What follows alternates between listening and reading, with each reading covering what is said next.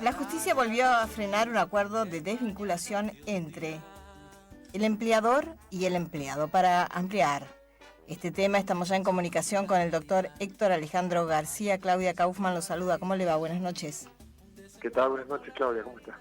Bien, todo bien. Cuéntenos un poco en qué consiste este freno que ha puesto en este caso la justicia a favor del empleado, ¿no? Sí, lamentablemente no es el primer caso. En rigor de verdad se suma a una serie de casos similares que hoy integran una de las preocupaciones mayores en el mundo empresario, porque en Argentina el costo de salida, digamos, el costo indemnizatorio está en crisis como no ha estado nunca, digamos. Cuando una empresa tiene que calcular la indemnización por despido de un empleado, según la jurisdicción territorial en la que esté la empresa, los criterios judiciales son distintos. Entonces empezamos a discutir qué conceptos integran la remuneración, qué conceptos no la integran. Le cuento, le cuento, doctor, que hay empresas que lo que están haciendo es buscando excusas en muchos casos y despiden al empleado según el telegrama con causa justa, ¿no? Claro, que eso después lo tienen que demostrar ante la justicia, pero en el interín y hasta que se desarrolla el juicio, bueno, pasa mucho tiempo. Es que yo creo que eso es lo que no mide la justicia cuando se pronuncia de esta forma, porque si un empleador y un empleado llegaron a un acuerdo donde extinguen el contrato por voluntad concurrente y se pacta una gratificación, si después la justicia reabre ese tipo de acuerdos, lo primero que ocurre es que las empresas van a ser reticentes a alcanzar este tipo de acuerdos y algunas de ellas, con malas prácticas quizás, van a terminar recreando causas inexistentes para poder despedir, a pesar que después en el juicio va a salir mucho más caro, porque tenemos un esquema legal que condena a aquel empleador que inventa una causa a un agravamiento indemnizatorio mayor que el que hubiera tenido que pagar si hubiera despedido sin causa. Por ejemplo, si una empresa le dice, si lo tengo filmado que a la empresa en vez de ingresar a tal hora, ingresaba a tal otra y que estaba en connivencia con el personal de seguridad que anotaba el horario de ingreso de los trabajadores. Si no es cierto, eso se puede corroborar obviamente ante la justicia, ¿no?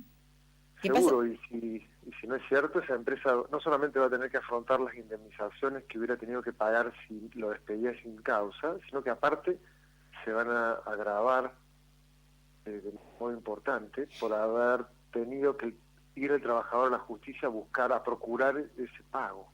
¿Ese video es válido? Ese video, hoy la justicia laboral está admitiendo que una filmación pueda ser semiplena prueba o indicio en la medida que vaya combinada con otros elementos de prueba. Por sí solo quizá no. O sea que un video solo no sirve para nada. Salvo que esté lacrado, como pasa por ejemplo en algunas actividades, la actividad ferroviaria, por ejemplo, las formaciones de trenes llevan permanentemente filmado el recorrido de cada formación, y esos videos van lacrados por un escribano certificado el ingreso de tape para que justamente se pueda utilizar como prueba idónea en un juicio por daños y perjuicios que suelen hacer los familiares de la gente que se suicida sobre las vías, ¿no? Claro. Pero si se trata de una filmación que no tiene esas garantías y esas seguridades... Sino una cámara que está puesta en una oficina, por ejemplo.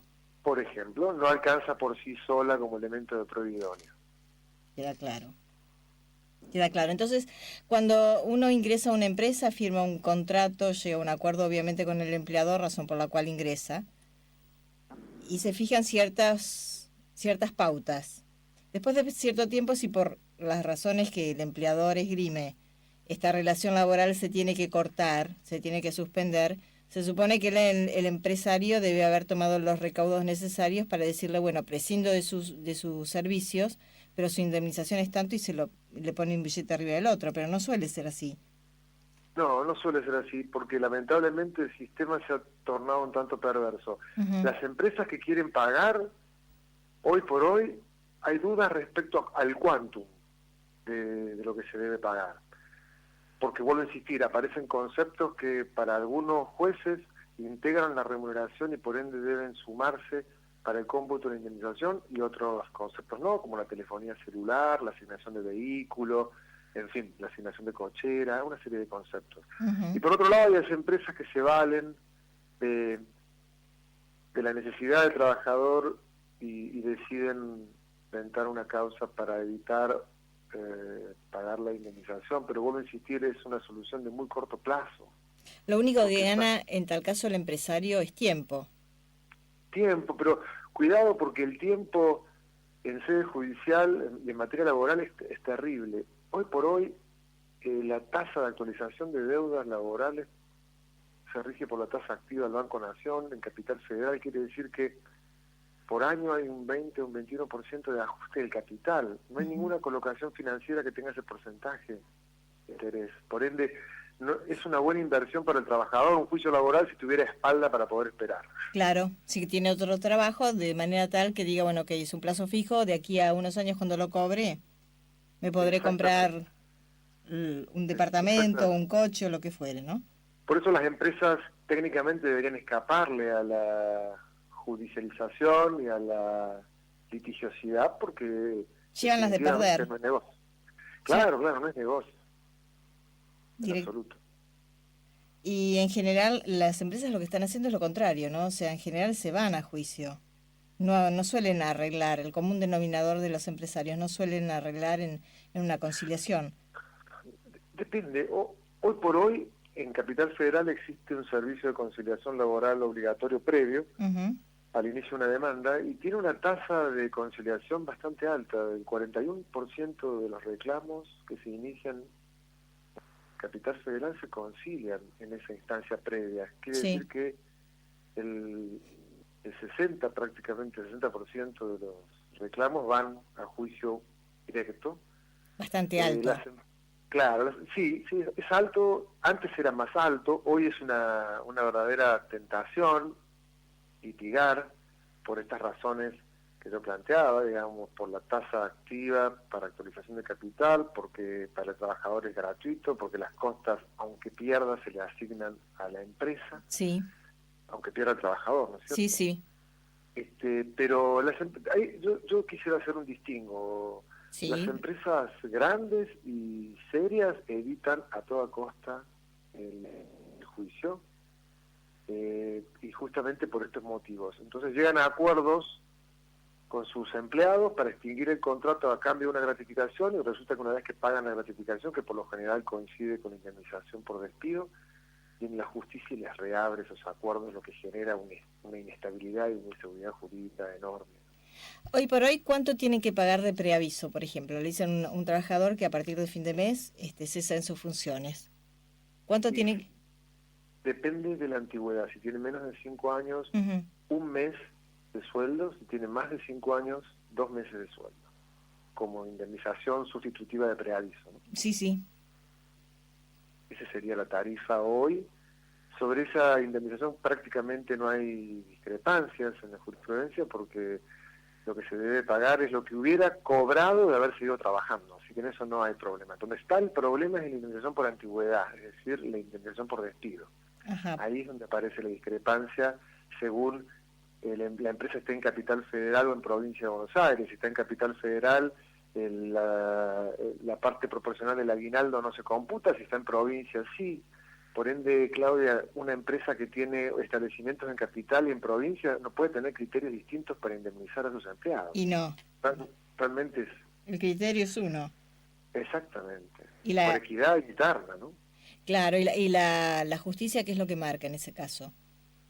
No, lamentablemente, como son jurisdicciones distintas, por ejemplo, en la provincia de Buenos Aires, el bonus anual, en su 12ª parte, integra la base de cálculo de la indemnización por despido. En cambio, tenemos un fallo plenario reciente en Capital Federal que dice que habrá que ver cada situación, que es el fallo plenario Tulosay, y la regla que fija ese plenario es que en principio el bonus no integra la base de cálculo. Entonces esto genera una inestabilidad y una incertidumbre que al final del día no estimula la generación de empleo, porque cuando uno no sabe cuál va a ser el costo de salida del factor trabajo, es reticente para darle entrada a ese factor. Acá me pregunta Ana de Caseros vía mail, me pregunta si es despedida, por ejemplo, si fue despedida hoy, ¿no? La empresa en el momento en que la despidió inmediatamente tiene que pagarle lo que le corresponde o hasta cuánto tiempo puede pasar hasta que ella vea el efectivo. Desde que es notificada del despido, Sí. la empresa tiene 4 días hábiles para pagar las indemnizaciones. ¿Qué pasa si no lo hace dentro de esos 4 días hábiles? Si no lo hace, automáticamente la ex empleada está habilitada para intimar y reclamar ese pago. Si está en Capital Federal, tiene la instancia esta que yo mencionaba recién, ante el SECLO, digamos, este Servicio de Conciliación Laboral Obligatorio Previo. Sí. En la provincia de Buenos Aires hay un servicio similar que no está funcionando del todo bien, que es nuevo, pero por lo general las empresas, bueno, depende del empleador, ¿no? En esto no se puede establecer una regla general, pero se expone a pagar severas penalidades si no cancela las indemnizaciones en legal tiempo y forma, ¿no? Está claro, pero no que el personal es reincorporado entonces. No, sí hay precedentes donde se plantea la nulidad de un despido, pero no por no haber cancelado las indemnizaciones. No cancelar la indemnización no declara la nulidad del despido y obliga a la empresa a reincorporar. No, esa no es una causal de reincorporación. Queda claro entonces que la empresa tiene 4 días a partir de que se formalizó el despido para pagarle al empleado. Uh-huh. Y que bueno, y que los videos no terminan siendo, digamos, la constancia fidedigna de que la persona fue despedida a raíz de lo que se ve en ese video. No, por sí solo el video no es prueba idónea. Acompañado de otros elementos, sí, porque hace semiplena prueba. Está bien. Y así hacen algunas empresas, digamos.